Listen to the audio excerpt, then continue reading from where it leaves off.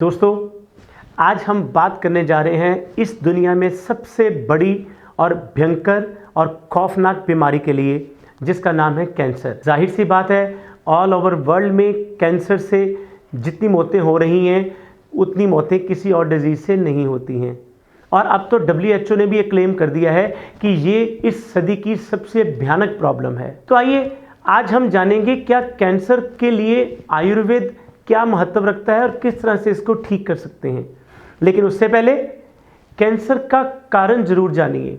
No doubt कई बार तो ये हेरिडिटी भी होता है, हमारे जेनेटिक्स में भी होता है, लेकिन हमारी स्ट्रेसफुल लाइफ जो आज के दिन में चली आ रही है, ये बहुत बड़ा कारण और रोल प्ले करती है कैंसर की बीमारी के लिए। हम अक्सर तनाव में रह रहे हैं, हम किसी और को अपने से आगे निकलता देख नहीं सकते हैं, और हम क्या करते हैं, उसके बदले में कंपटीशन करने के बदले में हम अपने दिमाग में यहाँ पर स्ट्रेस को भर लेते हैं। जेलसी, ईर्ष्या, लालच, भय, ये सब चीज़ें जो हैं ये हमारे साथ आनी शुरू होती हैं, जैसे कि हमारे शास्त्रों में भी पहले लिखा गया है। और उसके साथ हमारा फॉल्टी फूड हैबिट्स, हम आज बहुत तरह का कचरा खा रहे हैं।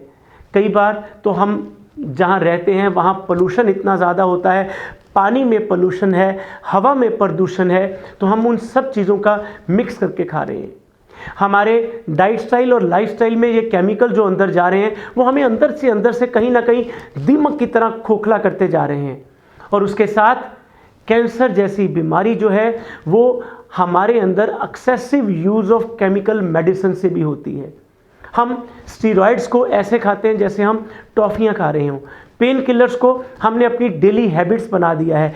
एंटीबायोटिक्स बिना किसी डॉक्टर की सलाह के हम डेली रूटीन में खाना शुरू कर रहे हैं।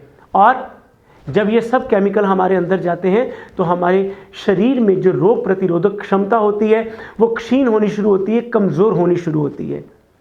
और अंत में जो हमारे बच्चे हैं वो आजकल जंक फूड के पीछे हाथ धोकर पड़े हैं। उनके लिए एक मॉल में एक अच्छा एंजॉय करने का मतलब ही क्या है? जंक फूड खाना। आप गरम गरम चीज़, चाहे वो पिज़्ज़ा है, चाहे वो मैगी है, बर्गर है, उसके साथ कोल्ड ड्रिंक्स ले रहे हैं, और भी कई तरह के जिसमें प्रिजर्वेटिव होते हैं जो कि नुकसान करते हैं हमारी सेहत के लिए। तो आइए, हम अगर कैंसर से निजात पाना चाहते हैं, कैंसर से लड़ना चाहते हैं, तो उस आयुर्वेद की शरण में आइए जिसने हमारे पास एक 4 सूत्रीय इस चिकित्सा का वर्णन किया है। सबसे पहला सूत्र क्या है? तो आइए आज हम चर्चा करते हैं कि उसके लिए क्या क्या आयुर्वेद में बताया गया है। तो पहला सूत्र है प्रकृति स्थापन। प्रकृति स्थापन का मतलब है जितने भी हमारे अंदर वात, पित्त और कफ अलग अलग तरीके से वाइएट हो जाते हैं, अपभ्रंश हो जाते हैं, उनका जो नॉर्मल केमिकल बैलेंस है जो हमारी बॉडी पर बनने पे पैदा हुआ था वो खराब हो जाता है। हम सबसे पहले प्रकृति स्थापन करनी है। हमने वात, पित्त और कफ को अपने नॉर्मल तरीके में लेकर आना है। दूसरी चिकित्सा है रसायन चिकित्सा, यानी कि रिस्टोरेशन ऑफ नॉर्मल फंक्शंस। जब हम प्रकृति स्थापन कर लेते हैं तो हम रसायन चिकित्सा करते हैं ताकि जो हमारे नॉर्मल फंक्शंस हैं वो रिस्टोर हों, हमारी इम्यूनिटी बढ़े। हमारी इम्यूनिटी बढ़ेगी, हमारी रोग प्रतिरोधक क्षमता बढ़ेगी, रसायन चिकित्सा होगी, हम कैंसर से लड़ने में अपने आप को सक्षम कर पाएंगे। तीसरा है रोग नाशनी चिकित्सा, यानी कि हम डिजीज़ की क्योर भी करनी है। डिजीज़ की क्योर कैसे करेंगे? अगर हमने सबसे पहले प्रकृति स्थापन कर लिया, उसके बाद हमने रसायन देके उसको ठीक कर लिया, उसके बाद हमारा आएगा जितने भी ये हमारे कैंसर की वजह से, जिसको हम आयुर्वेद में चरक और सुश्रुत में बहुत देर से इसको ग्रंथि या अर्बुद के नाम से बताया जाता है। ये ग्रंथि और अर्बुद को डिसॉल्व करने का काम करना है, इनको ख़त्म करने का काम करना है। जब ये चीज़ें ख़त्म होंगी, हमारा जो कैंसर है वो डे बाय डे कम होना शुरू होगा। और उसके साथ जब हमने इसको डिसॉल्व करना है, ये भी ध्यान में रखना है कि इसके साथ साथ ये हमारे बाकी बॉडी पार्ट्स में भी ना फैल सके।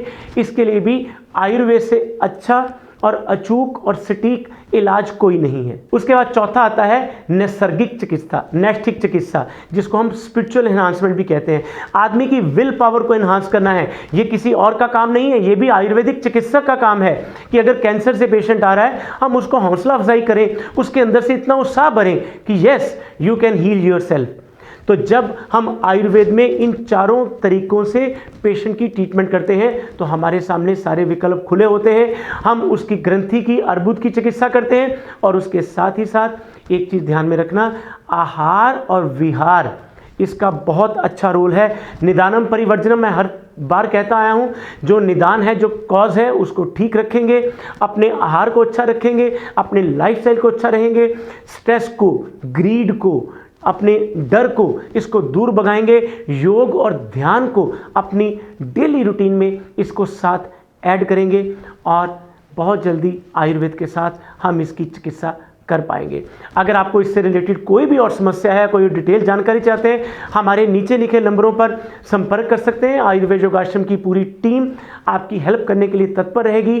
जुड़े रहें, लाइक करें, सब्सक्राइब करें, शेयर करें आयुर्वेद योगाश्रम यूट्यूब चैनल। धन्यवाद।